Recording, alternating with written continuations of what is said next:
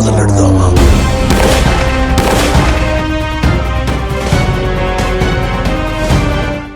Welcome to our channel. Sir, Parakal నియోజకవర్గంలో already first విడత second విడత ఎలక్షన్స్ అయిపోయినాయి సార్. థర్డ్ విడత కూడా ఈ రోజుతో ప్రచారం 5 గంటలకు మాత్రమే అయిపోతుంది.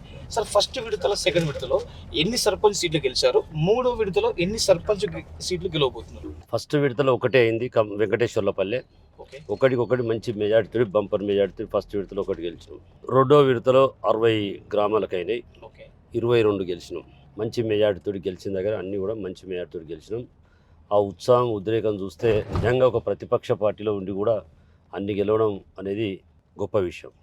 వాస్తవంగా కాంగ్రెస్ వాళ్ళ దౌర్జన్యాలు, కాంగ్రెస్ వాళ్ళ గూండాయిజం, అధికార పార్టీ నుండి ధనబలంతో మరి వాళ్ళు ఎక్కువ డబ్బులు పెట్టి ఓటర్లను డబ్బులకు ప్రలోభ పెట్టి గెలిచినలే తప్ప వాళ్ళ బలం ఎక్కడ కనపడలే. మీరు ఇప్పటివరకు చేసిన పనులేంది, అభివృద్ధి కార్యక్రమాలు ఏంది, మీరు ఇచ్చిన హామీలు ఏందని చెప్పి ప్రజలు నిలదీస్తూ ఉన్నారు. వాస్తవంగా రేవంత్ రెడ్డి గారు చెప్పిన మాయ మాటలకు ప్రజలు మోసపోయారు. 2000 పెన్షన్ ఇస్తాను, దాన్ని నేను 4000 ఇస్తానగానే పాపం వృద్ధులు నిజమే కావచ్చు, కేసీఆర్ 2000 ఇస్తాడు కదా, రేవంత్ రెడ్డి 4000 ఇస్తాడని చెప్పి ఆశపడి ఆ వర్గం కొంత, వృద్ధులు కొంత రేవంత్ రెడ్డి గారికి ఓట్లు వేయడం జరిగింది.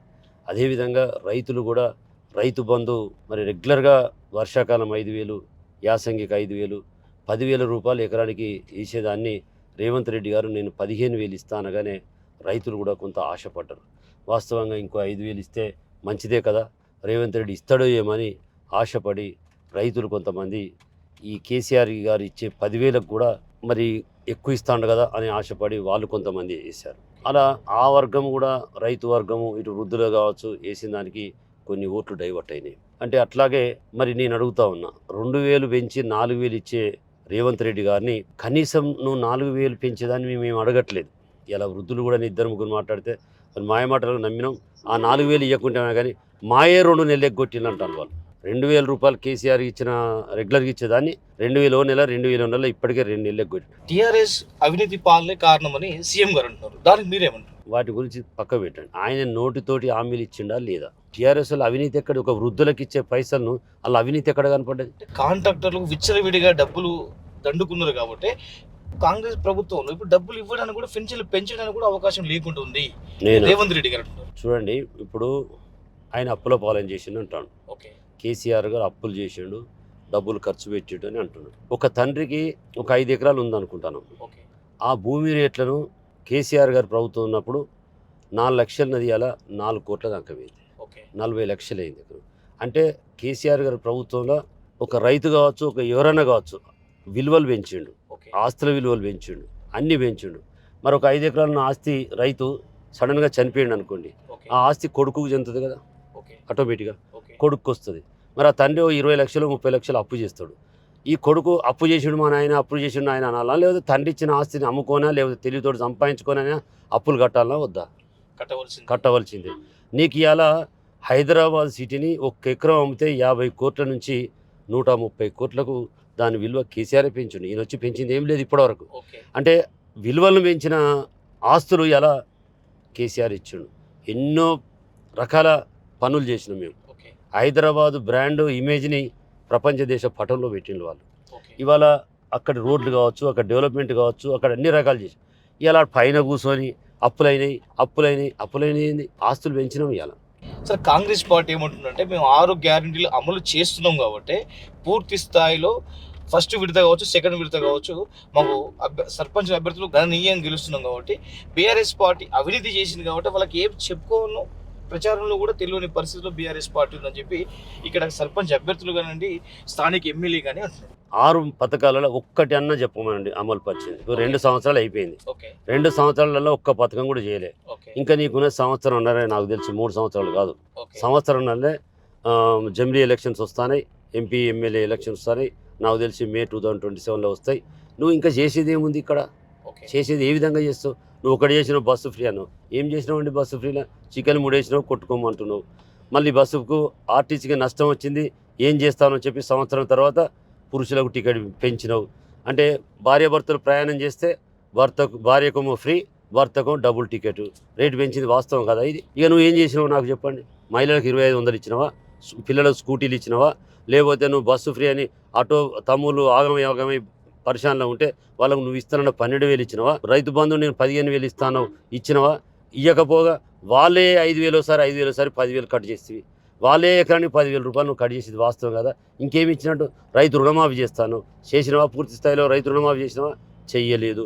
కళ్యాణ లక్ష్మి తులం బంగారం ఇస్తానవా, ఇచ్చినవా, ఇయ్యలేదు. తులం బంగారం కాదు ఈ సమయం ఎత్తు కూడా ఇవ్వకపోతే ఎందుకు మాట్లాడాలి ఇట్లాంటి బ్రోకర్ మాటలు? నేను అడుగుతా ఉన్నా. నువ్వు నిజంగా కాంగ్రెస్ పార్టీ 2 సంవత్సరాలు మాత్రమే అధికారంలోకి వచ్చి రావడం జరిగింది.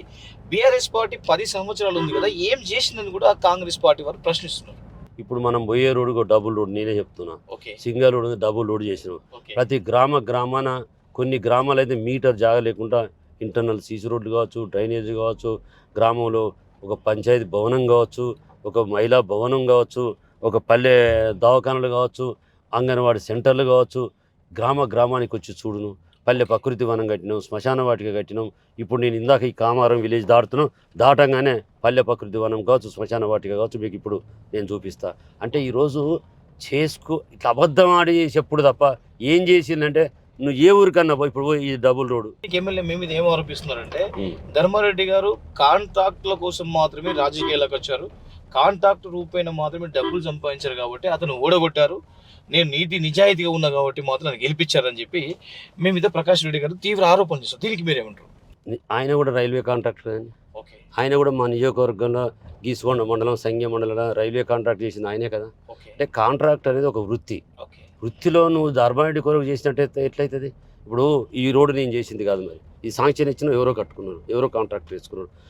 ప్రతి కాడు ఒకటో రెండో మా కాంట్రాక్టు కంపెనీ ఎవరు వేయకపోతేనో ఇది తప్పని పరిస్థితి చేయాల్సిన వచ్చే పరిస్థితి వస్తే మేము నిలబడి చేయించినాం కానీ తప్ప సొంత డాబా కొరకు కాదు. ఇప్పుడు ఆయన కంపెనీ ఉన్నది, ఆయన చేసుకుంటాడు, ఆయన కాంట్రాక్టర్ అని. ఇవాళ నేను అంటున్నా, ఇవాళ మేము ఓడిపోవడానికి కారణం మీ మాయమాటలు. 2,000కు 4,000 ఇస్తా అంటే ఆశపడ్డారు ముసలోళ్ళు, ఓకే వాళ్ళు అటు నీ వైపు వేసిండ్రు. 2,500 మహిళలకు ఇస్తా అంటే వాళ్ళు ఆశపడ్డది. నీకు రైతు బంధు 5,000 పెంచుతా అంటే వీళ్ళు ఆశపడేది. ఆటోలకు 12,000 ఇస్తా అంటే చూడండి ప్రకృతి వనం, చూడండి అటు చూపెట్టండి ప్రకృతి వనం, ఇగో ప్లే గ్రౌండ్, ఇగో శ్మశాన వాటిక, ఇవన్నీ మీ హయాంలో జరిగినాయి. నేను చేసినవి కదా. మరి ఇలా చేయలేదు, ఏ ఊరికన్నా పోదాం ఇట్లనే. చేయలేదు అన్నాడు కాదు. ఈ రోడ్డు డబుల్ రోడ్డు ఇది మేము వేయించింది. ఇక్కడ వరదలు వచ్చి కొట్టుకపోయేటి వచ్చేది బ్రిడ్జి కట్టించను, మేము కట్టించినాయి. నేను అడుగుతా, ఆయన సొంత ఊరు కేశాపురం, పక్కకే నది పెంచుకెళ్ళపేట ఉంటుంది. నా కాడికి రోడ్డు చూడు, వాళ్ళ కేశాపురం పోయి రోడ్డు చూడు. ఆయన మరి ఎమ్మెల్యే చేసిండు 4 సార్లు 3 సార్లు అంటాడు. ఏం చేసిండండి ఆయన? ఎక్కడ చేసి అది గాలిపి వచ్చి గెలిచాడు తప్ప ఈయన పనిచేసి గెలిచాడు కదా. అసలు రేవూరు ప్రకాష్ రెడ్డి మా నియోజకవర్గంలో ఒక ఆరోపణ కూడా ఉంది.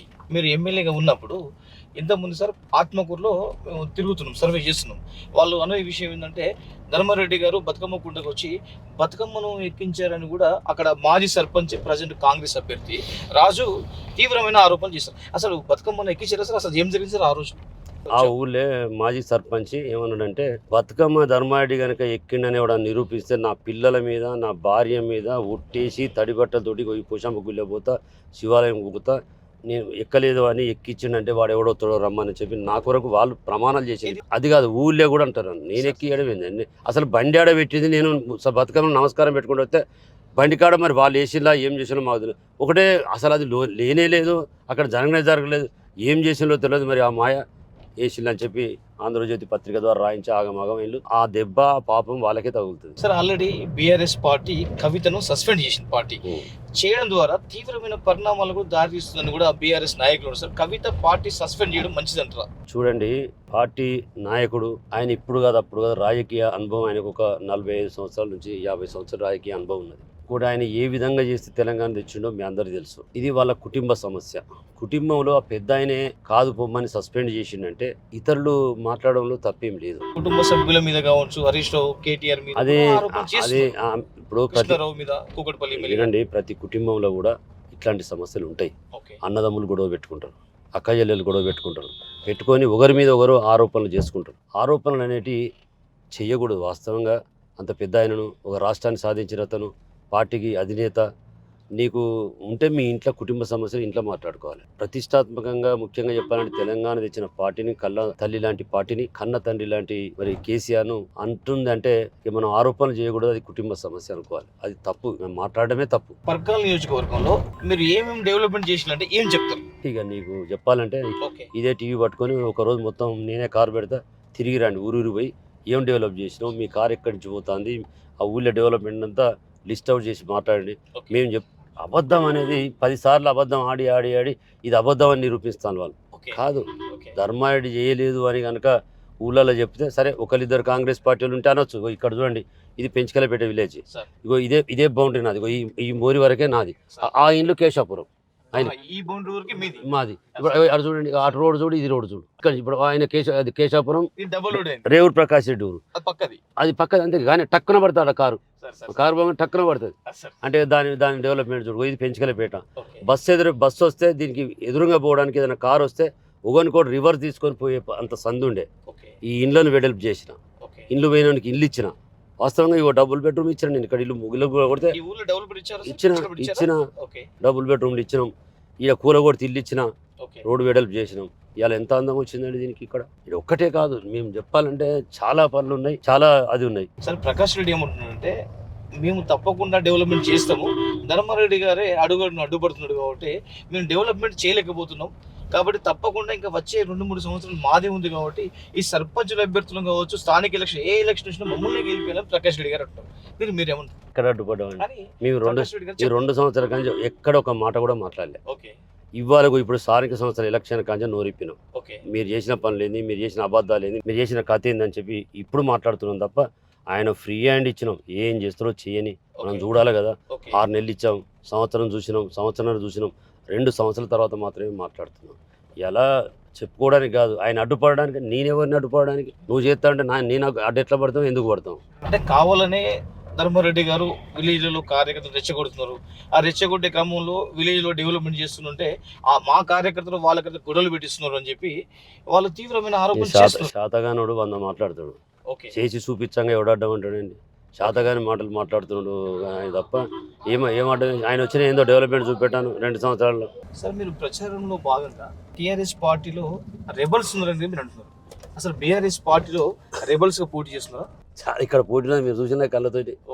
పోటీ అంటే మా ప్రతిపక్ష పార్టీ కూడా పోటీ ఉన్నదంటే మీరు అర్థం చేసుకోండి. అంతకన్నా నేనేం చెప్పలేను. 3rd విడతలో ఎన్ని సీట్లు గెలవబోతుందో మీరు అనుకుంటున్నారు? వాస్తవంగా కాంగ్రెస్ వాళ్ళు డబ్బులతోటి బాగా ప్రలోభపరుస్తున్నారు. మందు అవి ఇవి ఆశలు పెట్టి, ఇందిరా ఇల్లు ఇస్తాం, లేదు మీ పెన్షన్ తీసేస్తాం, మీకు రేషన్ కార్డు తీసేస్తాం, ఇట్లాంటి మాటలు భయపట్టిస్తూ ఉంటే కొంత భయంతో కూడా మరి ఓటర్స్ కొంత మారి వాళ్ళు గెలుస్తూ ఉన్నారు. వాస్తవానికి ఎన్ని మాటలు చెప్పినా ధైర్యంగా కొన్ని గ్రామాలు ఉన్నాయి. ఆ గ్రామాలలో ఈరోజు బీఆర్ఎస్ పార్టీ గెలిచిన కాడ కూడా మంచి మెజార్టీతో గెలుస్తూ ఉన్నాం. అంటే భయభ్రాంతులకు గురైన గ్రామాలలో కొంత మాకు ఇబ్బందికరంగా ఉంది. ఏదేమైనా అధికారంలో వాళ్ళు ఉన్నారు కాబట్టి కొంత వాళ్ళకి అవకాశాలు కూడా ఉంటాయి. ప్రచారంలో భాగంగా సార్ యూరియా కష్టాలను కూడా మీరు ప్రస్తావించడం జరిగింది. ఈ పర్కాల నియోజకవర్గంలో కూడా మీ రైతుల యూరియా కష్టాలు పడ్డారా? ఇక్కడ చాలా, అసలు అది గోస వర్ణాతీతం అండి. కొట్టుకున్నారు, పోలీస్ కేసులు అయినాయి, యూరియా బస్తా మీద ఆడ వండుకుంటే ఓరుకోరు తన్నుకున్న సందర్భాలు ఉన్నాయి, మహిళలు కొట్టుకున్న సందర్భాలు ఉన్నాయి, తీసుకుపోయినాక తిండి దొరకక ఎన్నో అవస్థలు పడ్డ వాళ్ళు ఉన్నారు. మీరు ఎమ్మెల్యేగా ఉన్న కాలంలోనే టెక్స్టైల్ పార్కు కేటీఆర్ గారు ఇక్కడ తీయడం జరిగింది. ఈ టెక్స్టైల్ పార్క్ లో పనులు ఎంతవరకు వచ్చినాయి? ఇప్పుడు సాఫీగా సాగుతున్నాయా, సాగట్లేదు? వాస్తవంగా ఈరోజు తెలంగాణ ప్రాంతంలో గౌరవ ముఖ్యమంత్రి కేసీఆర్ గారు, కేటీఆర్ గారు మరి ఇంత ల్యాండ్ భూసేకరణ జరగాలంటే ఒక ధర్మారెడ్డితోటి సాధ్యమవుతుంది, ఆయన మీద మాకు నమ్మకం ఉన్నదని చెప్పి ఆ నమ్మకాన్ని నా మీద పెట్టి ఒక 600 నుంచి 700 ఎకరాలే ల్యాండ్ ఎక్విజిషన్ చేయమన్నారు. అది ఫస్ట్ రాజయ్య కాడ పెట్టిండు, గన్పూర్ స్టేషన్ గన్పూర్కి ఇచ్చిండు. ఆయన చేయలేకపోయిండు, అక్కడ కాలేదు. ఒక 70 ఎకరాలు కాగానే దానికి చాలా రోజులు పట్టింది. ఇమీడియట్ గా అప్పటి కలెక్టర్ గారు మరి ఇటు కేసీఆర్ గారు ఇమీడియట్ గా ధర్మారెడ్డి దగ్గర షిఫ్ట్ చేయండి, లేకపోతే మహబూబ్నగర్లు ఇస్తానంటాను. మహబూబ్నగర్ కానీ నాకు అక్కడ కాటన్ మిల్ ఉన్నది, అప్పుడు మన అజంజాయి మిల్ ఉండే. ఆ స్థానంలో వరంగల్ ను ఫుల్ఫిల్ చేయాలంటే వరంగల్నే ఇవ్వాలి, మహబూబ్నగర్లో అక్కడ కూర్చొని బతిలాడని మేము ఇస్తాం ల్యాండ్ అని చెప్పి. కానీ అజంజాయి మిల్లును మరిపించాలంటే అక్కడే మనం టెక్స్టైల్ పార్క్ అని నాకు ఒక 600 ఎకరాలు కొనమని చెప్పారు. అయితే నేను ఇమ్మీడియట్ గా రైతులను ఒప్పించి మెప్పించి తిట్లబడి కొందరు రైతులు నాకు తీవ్ర వ్యతిరేకత కూడా వచ్చింది. మీ హయాంలోనే 70% పైగా పనులు అయిపోయాయి. ల్యాండ్ ఎక్విజిషన్ 1350 ఎకరాలు చేసిన 45 రోజులున్నాయి. చేస్తే అప్పుడు సార్ నన్ను అభినందించి ఎక్కడెక్కడో కంపెనీలను తీసుకొచ్చి కరోనా పీరియడ్లో కూడా ఒక పేపర్లో చూసి కేటీఆర్ గారు కేరళలో ఇండస్ట్రీ పెడదామంటే అక్కడ ప్రభుత్వం సహకరిస్తలేదు, నాకు నేను టెక్స్టైల్ పార్క్ పెట్టుకుంటా అని చెప్పి కిటెక్స్ కంపెనీ ఓనర్ చెప్పడం జరిగింది. అది పేపర్లో చూసి ఇమ్మీడియట్గా సారు ఆ నంబర్ తీసుకొని ఫోన్లో మాట్లాడి మీరు రండి అంటే నాకు కరోనా ఉందండి నేను రాలేను అన్నాడు. ఒక స్పెషల్ ఫ్లైట్ ఆయనకు పెట్టి ఆయన ప్రత్యేకంగా ఇక్కడ తీసుకురావడం జరిగింది. ల్యాండ్ మళ్ళీ హెలికాప్టర్ పెట్టి చూపించి నన్ను కూడా పిలిపించుకొని ఇట్లా ఉన్నది పరిస్థితి, పోయి ఈయన చేసిండి ఇది అని చెప్పి మాట్లాడి పోయి ఆయన లాంటి కంపెనీలో ఇంకా young one company south Korea company, అది పెద్ద కంపెనీ, ఆయన ఒక్కని కంపెనీలో 20,000 మందికి ఉద్యోగాలు వస్తాయి. కైటెక్స్ కంపెనీకి 11,000 మందికి ఉద్యోగాలు వస్తాయి. ఇంకా గణేష్ కంపెనీ ఒక 1000 మందికే ఉద్యోగాలు ఉన్నాయి, అవి 2 కంపెనీలకు. ఇంకా కొన్ని కంపెనీలకు ఎంఓయూ 22 కంపెనీలకు ఎంఓయూ కూడా చేసుకోవడం జరిగింది. ఇమ్మీడియట్గా కేటీఆర్ బాగా స్టేన్ తీసుకొని కరెంట్ కావచ్చు, dedicated electricity line, dedicated water supply line, ఇమ్మీడియట్గా అక్కడ డెవలప్మెంటు, ఇంట్రా రోడ్స్ ఇవన్నీ చేసి మరి అక్కడ ఉన్నటువంటి ఎకరం భూమి ఇచ్చిన రైతుకు కూడా గిఫ్ట్గా ఒక 100 ఎకరాల హౌసింగ్ ప్లాట్ కూడా ఇచ్చాం. ఆ రోజుల్లో సార్ ల్యాండ్ ఫోలింగ్ కూడా కొంచెం రైతులు ఇబ్బంది పడ్డారని చెప్పి ఒక వాయిస్ ఉంది సార్. ఆ వాయిస్ మీరు ఏ రకంగా సమర్థిస్తారు? వాస్తవంగా రైతులు ఎవరైనా భూమి అమ్మాలన్నప్పుడు ఆవేశపడతారు. భూమి అమ్ముకోవాలన్నప్పుడు కొంత ఇబ్బందిగానే ఉంటుంది. తల్లిదండ్రులు ఇచ్చిన భూమిని అమ్ముతే మమ్మల్ని లేబర్ ఏమంటారు అని. అప్పుడు 4 లక్షలు 5 లక్షలు ఉన్న భూమికి మేము 10 లక్షలు ఇవ్వడం వల్ల మొత్తం చాలా మంది ఇచ్చేసాం. 10 లక్షలు నష్టపరిహారం ఇచ్చారు. మేము 5 లక్షల రూపాయలు పోయే భూమిని 10 లక్షలు ఇచ్చాం. కానీ అక్కడ కూడా తెలివికల రైతులు ఏం చేసినట్టు 10 లక్షలు తీసుకుపోయి దూరం దగ్గర మళ్ళీ అదే డబ్బులకు 2 ఎకరాలు కూడా కొనుక్కున్నారు ఇవి డబ్బులతోటి. ఇక్కడ వాళ్ళ ల్యాండ్ ఈరోజు 50 లక్షల నుంచి ₹1 కోటి పెరిగింది. అక్కడ వాళ్ళు కొనుక్కునే ల్యాండ్. రైతు ఈరోజు నన్ను ఎవరైతే తిట్టిందో, ఎవరైతే అపోజ్ చేసిందో వాళ్ళేమో ధర్మారెడ్డి దేవుడు అని చెప్పి మొక్కుతా ఉన్నారు. ఇలా కేసీఆర్ గారు దేవుడు అని మొక్కుతా ఉన్నారు. ఇలా ఇండస్ట్రీస్ వచ్చినాయి. ఇప్పటికీ కెటెక్స్ కంపెనీ ఓపెన్ అయింది. ఇప్పటికీ 5-6 వేల మంది ఉద్యోగాలు చేస్తారు. ఇంకా డెవలప్ అవుతుంది అది కంపెనీ. వాళ్ళు 11,000 మందికి ఉద్యోగాలు ఇస్తారు. యంగ్ కంపెనీలో కూడా ఒక 3,000 నుంచి 4,000 పనిచేస్తూ ఉన్నారు. అది కూడా త్వరలో ఒక 20,000 మందికి ఉద్యోగాలు పెంచుతామని చెప్పారు. మొన్న కూడా కేటీఆర్ వస్తే చూసాం. ఇవాళ వరంగల్కు అది కూడా పర్కాల్ నియోజకవర్గంలో గీసుకొండ సంఘ మండలాల్లో అది కూడా ఒక రైల్వే స్టేషన్ ఉన్న ప్రాంతంలో, సింతలపల్లి రైల్వే స్టేషన్ ఉన్న ప్రాంతంలో రావడం ఇవాళ నిజంగా వరంగల్కు ఒక వరం అది. అంటే రేపు ఫ్యూచర్లో దానికి ఇమ్మీడియట్గా గూడ్స్ ట్రైన్ కాజిపేటలో ఉన్నది కావచ్చు, వరంగల్ ఉన్నది కావచ్చు, గూడ్స్ వ్యాగన్స్ ఉంటాయి కదా, దాని అక్కడికి తెచ్చాం. మేము కైటెక్స్ షాంపేట సీతలపల్లి తెచ్చాం. దానివల్ల కూడా ఇప్పటికే 400-500 మంది అమాలీలకు ఆడ ఉపాధి కలిగింది. ఇంకా డెవలప్ అవుతుంది. అంటే ఈరోజు మామూలుగా కాదు, కేసీఆర్ గారి దీవెన వల్ల అనేక రకాల అభివృద్ధి కార్యక్రమాలు చేసుకున్నాం. అలాగే ఇక్కడ కంపెనీ వచ్చింది, చాలా మందికి ఉద్యోగాలు, ఉపాధులు బ్రహ్మాండంగా జరుగుతూ ఉన్నాయి. పర్కాల్ నియోజకవర్గ ప్రజలకు కానివ్వండి, ఓటర్లకు ఏం చెప్పబోతారు చివరిగా? వాస్తవంగా ఇప్పుడు మీరు చెప్తా ఉంటే విన్నారు. నేను ఇది చేస్తా అది చేస్తా అని చెప్పట్లే. వాళ్ళ వైఫల్యాలను మాత్రమే గుర్తు చేస్తాను. వాళ్ళు ఇచ్చిన హామీలను మాత్రమే గుర్తు చేస్తా ఉన్నాం. వాళ్ళు ఇచ్చిన హామీలు అమలు కానటువంటి హామీలను ఇచ్చిండు, అది సాధ్యపడినటువంటి హామీలు ఇచ్చిండు. హౌ కెన్ ఇట్ పాసిబుల్ 4,000 మీరు పెన్షన్ ఇవ్వడం అనేది నేను ఈ సందర్భంగా ప్రశ్నిస్తూ ఉన్నా. రెండోది, రైతుకు అప్పటికే 10,000 ఇస్తున్నాం, తనకు 5,000 రూపాయలు పంటకి ఇస్తున్నావు, నువ్వు 15,000 ఇస్తాను, ఇచ్చినవా? ఎందుకు ఇవ్వలేదు? ఏమనిపించింది నీకు? ఇవి కాలేవు అంటున్నావు. ఇవాళ ఎక్కడికి పోయినా కేసీఆర్ అప్పులు చేసిండు అని చెప్తాను. కేసీఆర్ అప్పులు చేసి పార్టీలో ₹1,00,000 మాత్రమే రుణమాఫీ చేసిండు, మీరు 2 లక్షలు చేసినట్టు కూడా రేవంత్ రెడ్డి జబ్బలు జరుచుకున్నట్టుగా ఓకేనండి. ఇప్పుడు మీరు హామీ ఇచ్చినావు 2 లక్షలు నేను చేస్తాను. 2 లక్షలు ఎంతమందికి చేసినావు? నేనేమంటున్నా, ₹1,00,000 మేమన్నాం, ₹1,00,000 చేసినాం. మరి రేవంత్ రెడ్డి 2 లక్షల రూపాయలు అన్నాడు. 2 లక్షల రూపాయలు ఎక్కడ చేసినావు? నువ్వు చేసింది ఏం లేదు కదా. ఈరోజు 2 లక్షల రుణమాఫీ అనేది బోకస్. అది నువ్వు పూర్తి చేయలే. నువ్వు ఏదో అక్కడ కొన్ని ఇచ్చేసి ఇవాళ అయిపోయినాయి అంటే ఎక్కడ సాధ్యమైంది? నువ్వు పూర్తిగా ఏ ఊరు చేసినావు చెప్పకు. నువ్వు సడన్గా ఏ ఊరికి వస్తావురా? నేను వస్తా ఊరికి. నువ్వు చేసినట్టు కనుక పూర్తి స్థాయిలో చేసినాడంటే ఒక్క మాట కూడా మా బీఆర్ఎస్ పార్టీ మాట్లాడదు. మీ తెరువుకు మేము సంవత్సరంన్నర ఉంటుంది కావచ్చు నీ కాలం, అప్పటి వరకు రాము. మేము ప్రజలు కూడా ఆలోచించాలి, ఎవరు మంచి లీడరు, ఎవరు ఎట్లాంటి పనులు చేస్తున్నారు, పని చేసే వారికే ఓట్లు వేయాలని చెప్పి కూడా ధర్మారెడ్డి గారు అనడం జరుగుతుంది.